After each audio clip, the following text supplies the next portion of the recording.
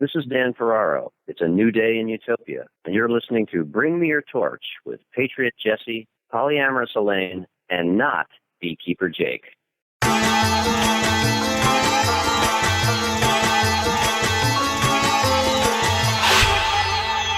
Welcome to another episode of Bring Me Your Torch. I'm Jesse. And I'm Elaine.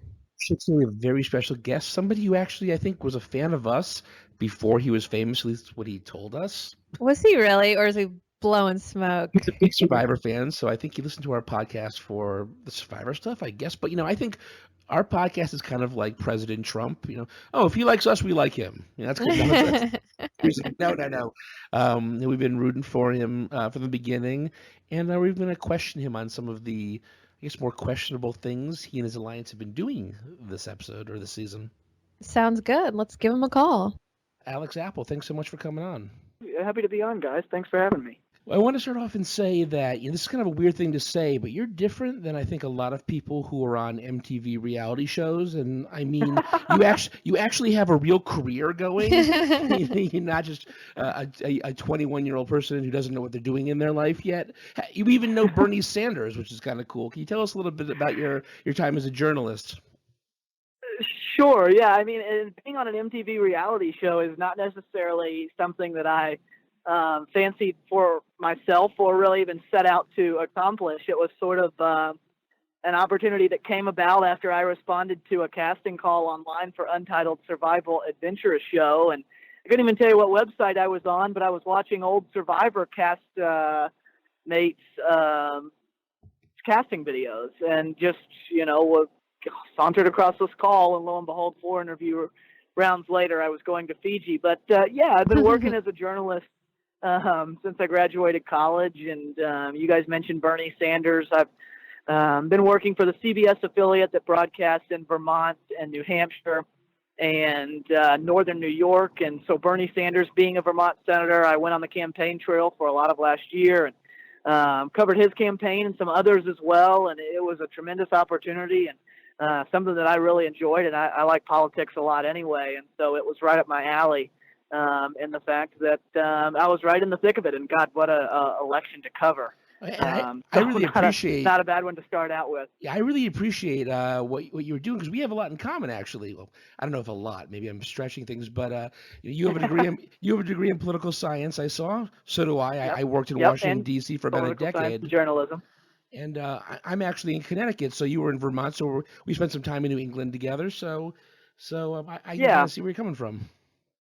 Yeah, and I've since moved to Lancaster, Pennsylvania is actually where I'm living right now. But that was because my girlfriend is also a journalist, and she made a move to the NBC affiliate down here. And after the election, I decided that living 8 hours apart was no longer all that desirable. So I looked to make a move myself. And so I've been down here for just a couple of months post the show's filming. Very cool. I love that story. So you're hanging out with the Amish. And you're now watching. That's right. You're now watching yourself on TV. How does that feel? It's an interesting experience. I mean, because it's actually been about a year since we filmed. It was filmed last April and May, and so we originally thought that it was going to air in the fall. And given that there's been this sort of time in between, there's been some things that you forget about. I mean, it's hard to forget any of it, but there are some little things that I forget about, and it's surreal to watch it sort of play out. I enjoy it.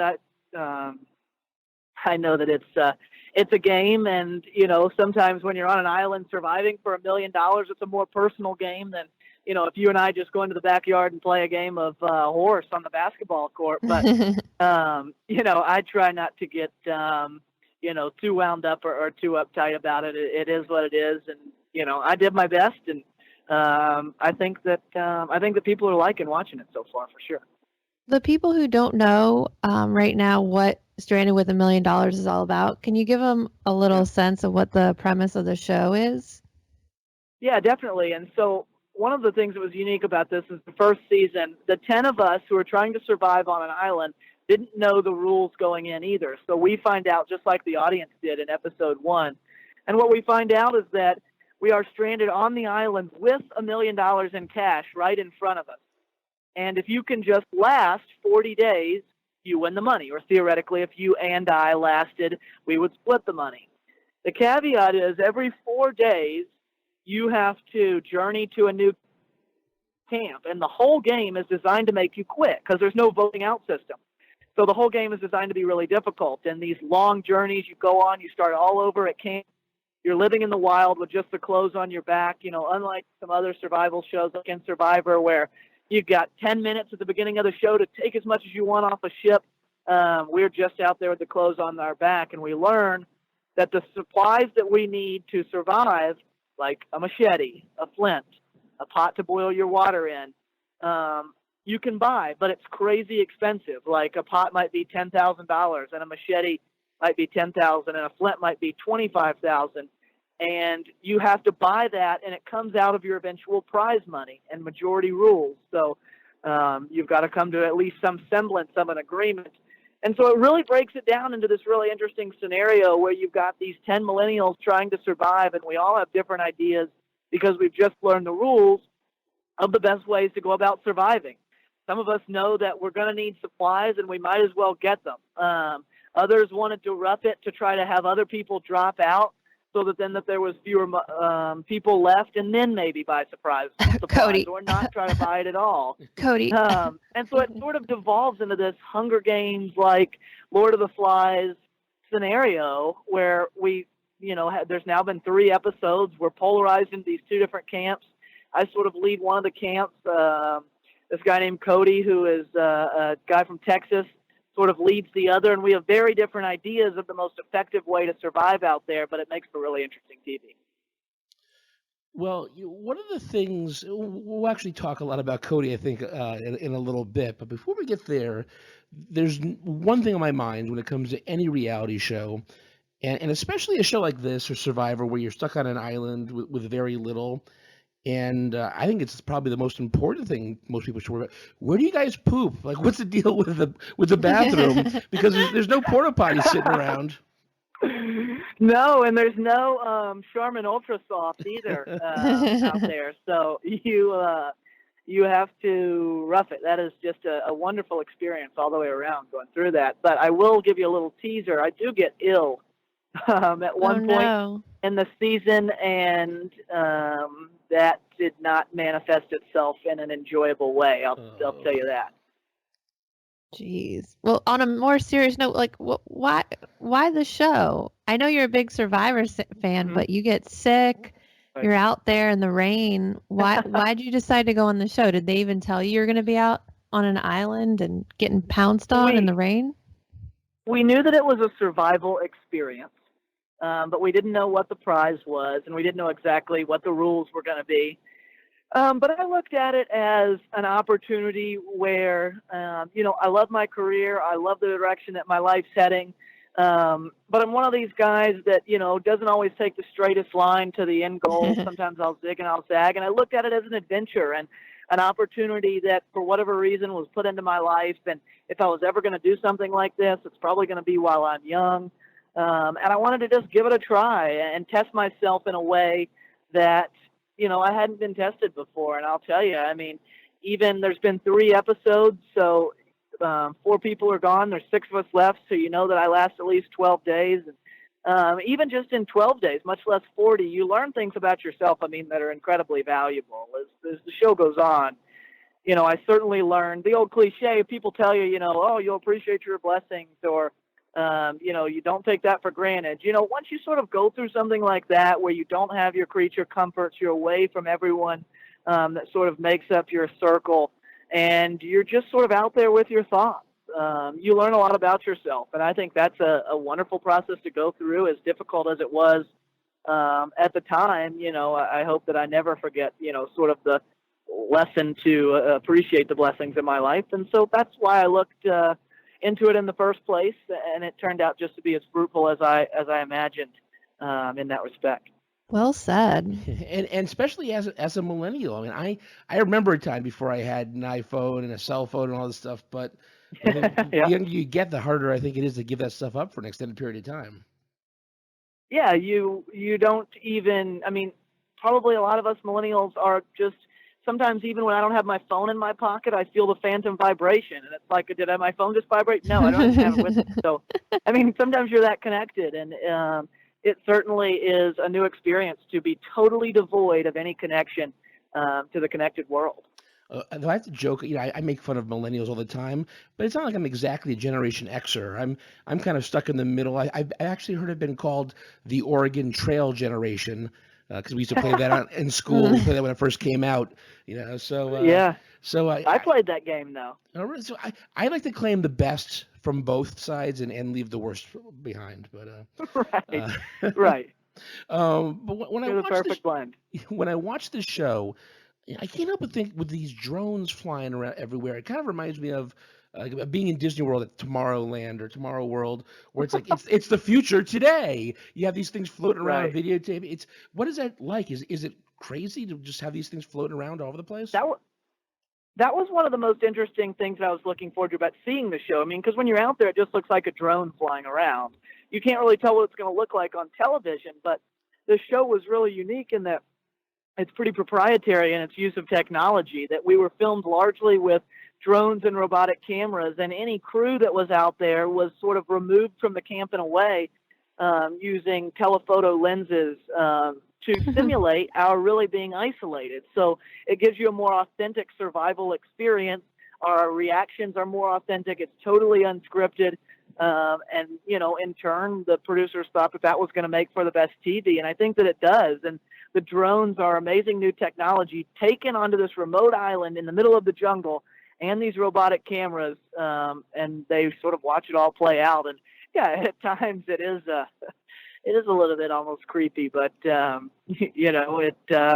was just part of it, and you quickly got used to it. And quite frankly, sometimes you forgot that they were there altogether. And actually, speaking of drones, the Stranded Twitter page last night was talking about possibly giving one away. They gave away drones. I mean, can't you put a word in for us to win something one of these weeks? I mean, what good is knowing people on the show? I think that's illegal. We can't abuse it.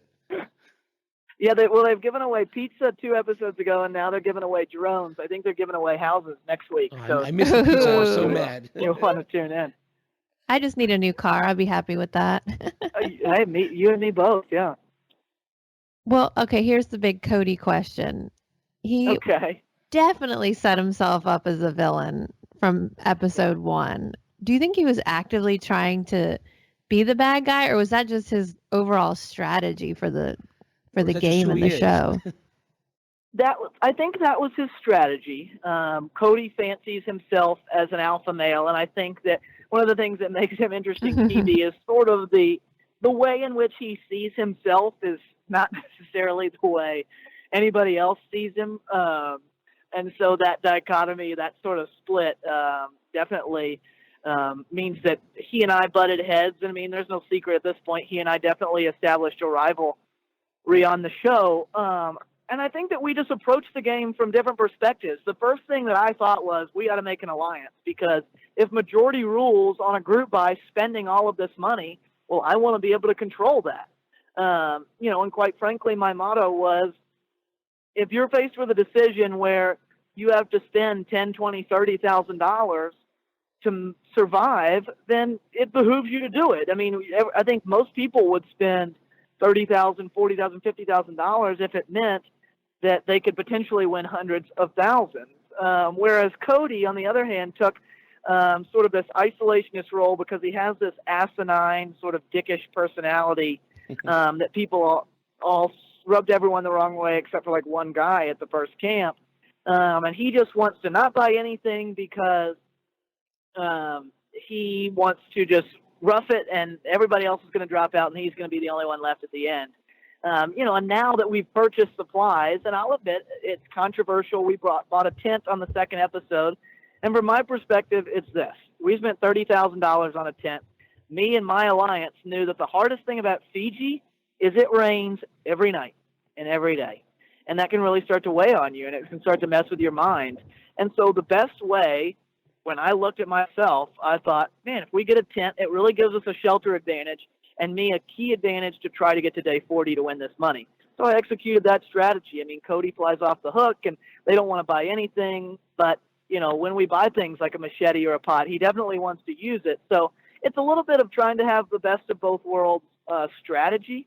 But, I think Cody sort of just is living in his own world, and that he thinks he's this like macho, heroic titan out there. But I guess that didn't necessarily match up with everyone else's perception.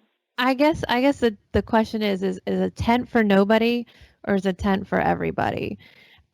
Did Cody actually want the tent? Could they have just shoveled out $30,000 extra for another tent, and then both sides get a tent? Yeah, so the biggest criticism that I get on social media is, why didn't you share the tent? I mean, the meanest things that people say to me is when they, talk about how, what an asshole I must be if I'm stealing from Cody. But, we're both playing with the same strategy, okay? So Cody and I shared an end goal. Make it to the end and try to be there with as few people as possible. Okay, so my key was, I'm going to get me a shelter advantage, and then I'm not going to share it with everybody. If we were playing fantasy football, would you want me to trade you your best player for nothing? No, I have this alliance and this advantage. And so I'm going to try to get this shelter advantage and hope that the people that aren't included in the alliance tap out. By the same token, he wanted to buy nothing, or he wanted to, talk people into leaving like he did Bria in the first episode, and then he would be left alone at the end, and if he needed anything, he could just buy it by himself. So we sort of shared the same end goal, and definitely opinions vary on that 10. I would say it's about, I don't know, I get about 60-40, 60 people sort of like the strategy so far that I've espoused, and 40 people hate it and think I must be the worst guy on the planet, but such is life, Well, not everybody's going to like I'm going to be honest with you here that if I wanted in that tent and you were like, sorry, no, I think I would take that machete and just destroy it. Like, if I'm not getting in, nobody is, or because we see in the preview for next week, there's a fight coming about it. I'll share this one thing. Yeah, one of the rules is that you can't destroy the items of a group buy in a way that would endanger one of the contestants. So if anybody is in the tent, you can't go slashing it with a machete, or you can't lift it up and try to throw it in the fire. So that was just one of the rules. Wait, so just to clarify, Cody, did he have the option when it came time to buy supplies to buy a tent for himself or his alliance? Well, they weren't letting him do it. You're getting into a good teaser for episode 4. Okay, up until this point. The answer is no. So I established this alliance that has voting majority, and so we were going to vote in, what we wanted. Every item we're sharing except the tent. Quite frankly, it's a two-person tent. We're trying to sleep 4 in it. I mean, Cody could sit on top of us if he wanted to, but there's not any more that's going to fit in it anyway. Now, if we were in a Kumbaya fair world, yeah, we'd buy an extra tent. Gotcha. But, it's quickly devolved into the Hunger Games of shelter, and that's been a key storyline. It's been good. God, I love this show. You guys make for really great television. I think it's going to start to catch on. I mean, I remember when I watched the first Survivor, it took a couple weeks or a month or 2, before it really started to catch on. And I think it's gotten good feedback from pretty much everyone that I've talked to so far. Definitely. It's a much needed new show on MTV, that's for sure. Yeah, I have heard that before too. So what about Chris bailing though? That was pretty unexpected. And then he had to sit in the rain all night until the morning, and he still was there. I would have been so mad. Poor Chris. Well, not to pub a different outlet, but I write a write-up every week on Reality Blurred, and this morning in the write-up, a recap of episode 3, I interview Chris, and that was one of my first questions was, had you known that you had to sit there until morning because the helicopter couldn't get in to evacuate you, would you have flared anyway? And it's really, for so much of us, you get in a mental headspace that you just can't quite shake out of. Yeah, logically, Chris said, right. I would have woken up the next morning, or not woken up. The sun would have just come up. It would have been calmer. we'd have been going to the next camp. Yeah, logically, yeah, probably would have stayed. But you just get in this place where you just want out of that environment, that situation where you're cold, you're wet, you're hungry. You just want out of it so bad that he didn't in that moment have regrets. He said, I mean, you can read more of his thoughts on that write-up. But, you know, one of the things that's also not really in the show because it's condensed, you got to think 4 days comes down into 1 hour, which is just constrained by time. Chris and I got along pretty well. I really like Chris. I mean, I think he's a good guy. And I have a lot of respect for his being out there because at 19, you know, I think about myself at 19. I'm 25 now and was 24 when it filmed. You know, I learned a lot in the last 5 years and have gained some more emotional maturity that, you know, at 19, I didn't have, and it makes it more difficult to be out there. And so, you know, I give him a credit, but he had just had all he could stand at that point. And he tapped out in the middle of the night. And I remember waking up that night because it's pouring down rain, and I know it. And quite frankly, we were not that comfortable. And that being out in the tent is better than being out of it. Don't take me for complaining, but water is rushing under there. So we were soaked in the tent, and I wasn't sleeping all that well. I remember hearing Chris talking, and then I saw this red beam of light, and lo and behold, he had shot his flare, and we found out the next morning what had happened. Well, he kind of came off as being Cody's like little toady or minion or something. Is that a fair edit that he got? Yeah, I mean, that is kind of the way it was on the island. He was basically Cody's puppy. I mean, and Cody sort of forced down his throat whatever Cody thought, and Chris just kind of went along with it.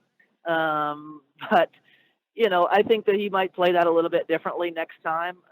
But I mean, Alonzo and I both got along with Chris really well.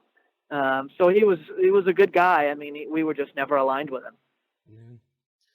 Well, yeah, as I watch the show, one of the things I always think is funny, and I actually see this a lot on one of the sister MTV shows, Are You the One, is everybody talks about, oh man, this $1 million prize, but they don't often discuss, like, you know, it's not $1 million once you split it up and everything's taken. I think somebody last night said this is never working again money, and I want to think, do they know what that actually means? Because it's not. I mean, it's a great chunk of money, especially if you can get some more people off. But you still have to go to a day job probably the next day. Yeah, I mean, I don't. Even if it was a full million, I mean, in nowadays you're not going to retire off of $1 million purse. But you know, it can be life-changing money in the sense that it can be a financial foundation for your future. And all of us being young, we could all use that, right? You know, I mean, even $100,000. I mean, can't speak to what everyone else's salaries would be, but I mean, that's way over a year's worth of work for me in my life so far. So, you know, even if you break it down that far, I mean, it can still be definitely money that changes your life and your potential of what you're able to do. Definitely. So is the number one lesson from this, never give away your shoelaces or you'll lose the $1 million? Well, the number one lesson is when Alex asks for your shoelace to make a bow drill, suggest somebody else's. Yeah. And then Alonso has a good line. The other line, you know, that I've said is a lesson from this is, you know, the old, I think it's a Mark Twain quote originally, never argue with a fool because onlookers might not be able to tell the difference. That's the other lesson for this. Very true. When they gave the shoelaces, someone asked me, why do they do that? And my first thought was, well, you want to be a team player because you don't want to get voted out. And then I realized, wait, no, there's no voting out in this game. so you can be a jerk and not necessarily worry about it quite as much as in something like Survivor. Another thing that I meant to mention it earlier is that I didn't really understand about Cody's logic was, I mean, I don't know if he's ever watched a reality show before, but the social aspect is such a key component. And he didn't play any social game. You know, I knew in the social game going, look, I'm not a survivalist. I don't go out and spend my life spending 40 days on a desert island. But I do know how to play, you know, I do have good social skills. And I do have an extroverted personality that makes that an asset for me. Cody could have actually played a very similar game, but just kind of kept his intentions more on the down low. Like you could screw with people to kind of push them to get out of there, but without being mental warfare, without being such a jerk. Screw with them subtly, mental warfare. You're on an island. It sucks. You're there for like 40 days. You might as well have friends while you're there. There's no need to be pissed off at people or hate people during that time. Yeah, and I mean, look, I have respect for Cody as a competitor. He and I did not get along. It's no secret. I mean, following him on social media is a bizarre ritual in and of itself. That gives people a glimpse. I mean, his girlfriend's making fake accounts and all kinds of stuff like that, and it's craziness. But as a competitor, I have respect for Cody. But yeah, I mean, I think that I saw right into his strategy from day one, and knowing that, I was able to sort of counter that. And we caught him off guard with the group buy at Camp 2, and that was because I sort of knew exactly what he was expecting to do, and, we sort of struck the first punch. Now he strikes back, and I mean, it makes for good television. It's a tit for tat sort of thing. I mean, and, I will give the best thing that I can say about Cody is, like, mentally, I mean, he would, like, in Camp 2, part of one of the reasons Chris went home. In Camp 2, Cody decided they weren't going to build a shelter, and they were just going to stand under this tree. Well, it rained if we were there for 96 hours, it rained for 70 of them. So and he's just standing there mentally strong, and everyone's just weak around him. Oh, and he's standing there just embracing the suck, as he says. Chris is about to, want to, shoot his flare every 5 minutes. And, he was really good at not letting the environment get to him. What kind of upbringing did he have? Like, well, that's a Marine saying type thing, because he's in the military. Well, he is. I think I don't think he completed it, but he was in Ranger camp. Okay. So I don't know what he's doing. I don't know what he's doing now, but compare that to Chris. It was a lot harder for Chris, and so I'll give the guy his due. He certainly was at least good at fighting through terrible situations or fighting through tough conditions. Now, I think he could learn a couple of things about how to play the game otherwise, but I don't want to be he was too a mean. Strong-willed fella. I don't want to be too mean to Cody, because of everybody in the cast, the two Twitter accounts that reached out to us were you and Cody, so I don't want to. Jesse still wants him on the podcast. No, but We'd love to have him on. Well, as we always say, funny. We said we're much like the current president, that if you like us, we like you. We'll sell ourselves out. No problem. Yeah, no publicity is bad publicity. Yeah, exactly. Donald Trump could tell you. So you mentioned before that every episode is about 4 days, and I imagine a lot of that time isn't quite as exciting as they show on the TV. Is a lot of just sitting around or laying around and being miserable? Yeah. Yeah, I wrote about it today in the piece on Reality Blur. The hardest thing to deal with is the downtime, because so often you are just sitting around and you're a man there with your thoughts. And when you're miserable, you're hungry, you can't go 5 minutes without thinking about food. When you're wet, you can't go 5 minutes without thinking about how uncomfortable you are. And so you're just sitting there with your thoughts, and you can quickly get into a really bad headspace, and the game just screws with you. I mean, mentally you just get screwed up, and it's so hard to shake that.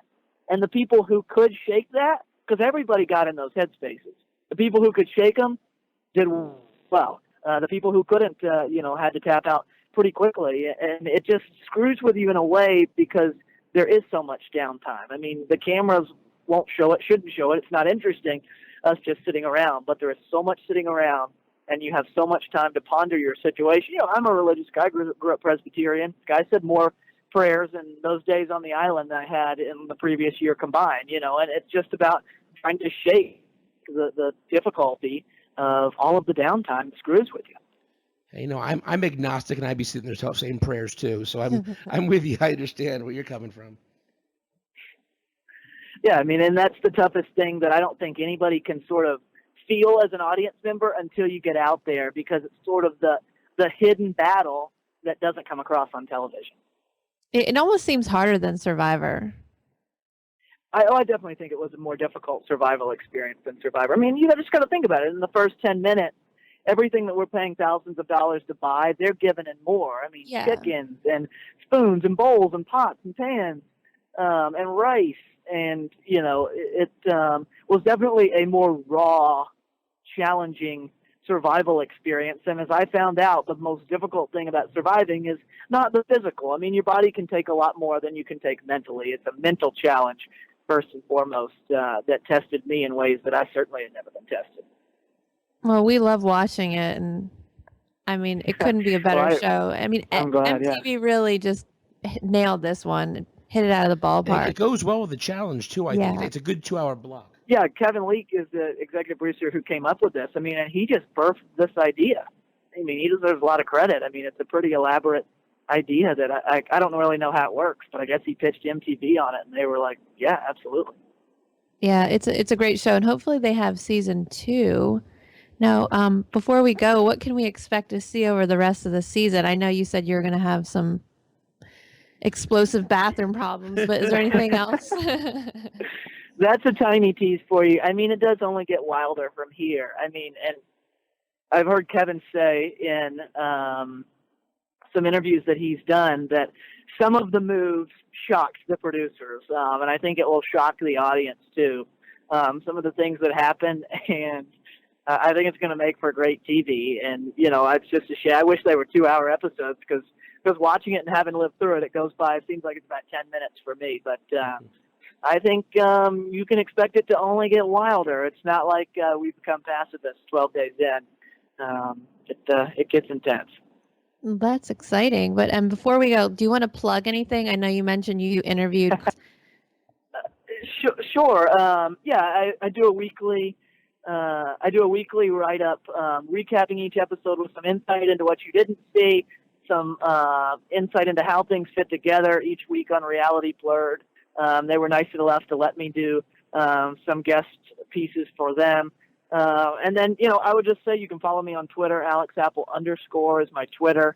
AlexApple_ is unfortunately taken on Instagram, so I'm AlexApple7. But you can follow me there, and I hope that people will tune in. And we got 3 episodes that you can catch up on so far. They're on demand. They're on your DVR, however people watch nowadays.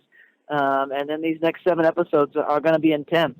And I think it's going to be one of the coolest shows out this year, and I hope people enjoy it. Yes. Well, we're looking forward to it. I know Elaine, is in your corner. She used to date somebody the last name Apple, so you're okay in her book. Well, I'm glad. I appreciate you guys having me on. It's always fun to talk about the show, and let's do it again before the season's out. Yes, definitely. Looking forward to it. Well, thanks, and we'll talk to you then, hopefully. Sounds good. Well, it's always good to have a new friend, and I feel like we have a new friend in Alex. Alex is great. And I hope he takes some of our notes to heart. I don't want him to see him be the mean.